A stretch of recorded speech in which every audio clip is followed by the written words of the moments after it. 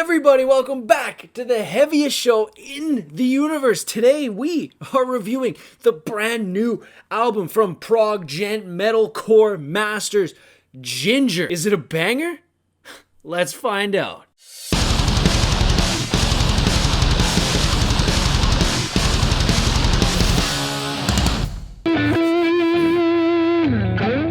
Alright, so Jinjer is a progressive metal band from the Ukraine. They had 3 awesome albums before this one, the newest of which being Macro, which came out in 2019, which is the album that got me personally into Jinjer, with songs like On the Top, which were fantastic masterpieces of this djenty prog kind of metalcore fusion that really hooked me in the beginning. And then they had songs like Pisces from their album before that really brought them to the mainstream and showed especially the talents of Tatiana, their vocalist, how she could easily transition from these clean, smooth, incredibly jazzy vocals into these deep guttural growls which knocked everyone off their feet. Just go check out the reactions to Tatiana's performance on Pisces on YouTube to see what I mean. They're definitely a talented group, and they could have easily taken the success of Pisces and just written that fantastic song in a bunch of different ways over and over again,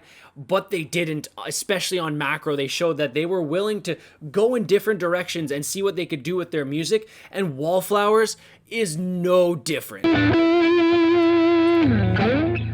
When I listen to this album, it really cements in my mind that Tatiana is the best vocalist in metal today. And you can flame me down in the comments if you want, but I don't see anyone who has the skill to really match what she is doing here with clean and guttural vocals, as she masters both immensely well. One of the things that make Jinjer so freaking awesome, and it shows on this album, is their ability to play with melodies and to play with the vibe of each song and twist and turn every single song into its own little journey. Their timing changes are consistently well made, and they're never out of place in each song. A lot of prog bands, they're gonna purposely try to play with these time signatures and these melody changes so that they could be more prog, and it sounds out of place and it sounds so try-hard, like they're just trying their hardest to play in odd time signatures. They're trying their hardest to play odd music, but Jinjer do it so seamlessly. It's like it's second nature to them, and every single change, every single key, every single melody in every single song sounds absolutely heavy and fantastic. And this is really well exemplified on songs like the very first one, Call Me a Symbol. That's what I love to climb. There's all the words, all the broken line. And also songs like Copycat and Mediator at the end of the album. And these guys don't hold back on the heaviness either, because a song like Sleep of the Righteous is one of the heaviest things that I have heard this year. One of my favorite parts about Jinjer is their use of staccatos as well, and that is especially exemplified on Mediator and on Colossus, where they stop and start and it makes you just want to jump and get rowdy.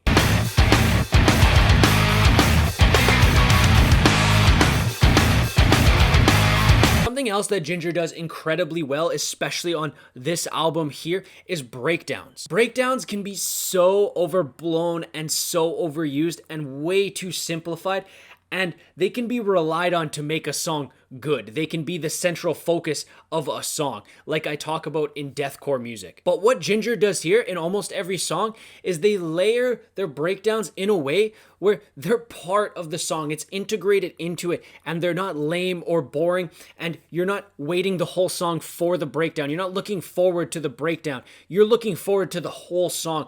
You are waiting with bated breath at what they are going to do next. And when that breakdown comes, you're not disappointed, and you're not completely bored out of your mind once the breakdown is gone. They're able to incorporate these breakdowns into almost every song in a way that is incredibly beautiful and heavy, and masters music in a way that I haven't seen from breakdowns in a while. And all their song structures are extremely unconventional, which is definitely a part of prog music in general, whether it's prog metal or prog rock.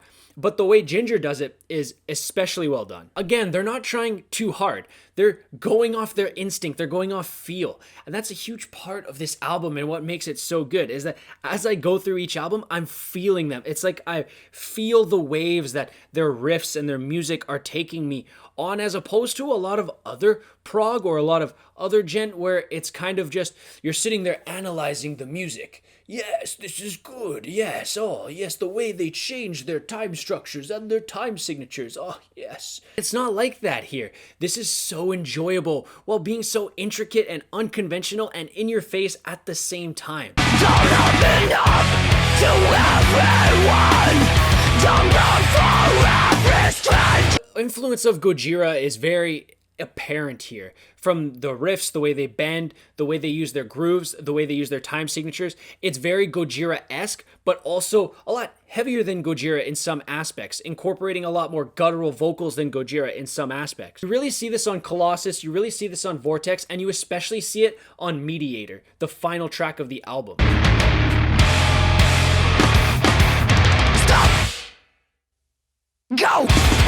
The way that they transitioned from before this song, the heaviest song on the album, Sleep of the Righteous, right into maybe the slowest or the lightest song on the album in Wallflowers, which still got very heavy near the end, but a lot of it was a trip down what it feels like, what it's like for someone else inside of their quarantine during this crazy pandemic times that we are in. And it's relatable. We all get the feeling of being a wallflower in our own house, wanting to leave, but we can't because of restrictions in the pandemic. And this song exemplifies the way that a lot of us are feeling perfectly. As for criticisms I have of the album, there aren't many. Right after Wallflower, we got into the song Dead Hands Feel No Pain, and then after that, As I Boil Ice, and both of those songs were a bit of a step back from the absolute bangers that were before it and the masterpiece of Mediator that comes after those two songs. So there's a 2-song low point there on the album, but even those low points were very, very well done. And so adding up the scores of each individual song and dividing by the number of songs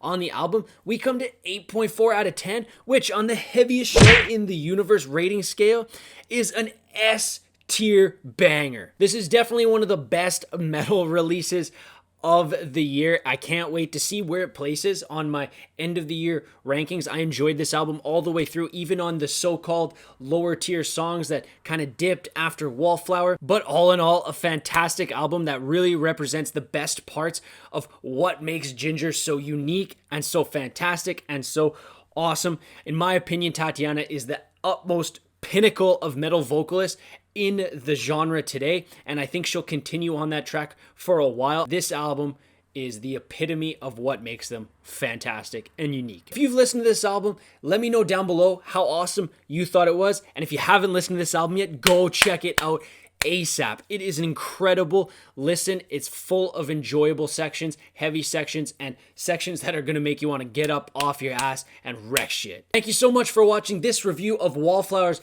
by Jinjer. If you liked it, sauce me one of these down below, smash that subscribe button, hit that beautiful notification bell so you never miss any of these awesome reviews, and I will see you next week on the heaviest show in the universe. Long live metal.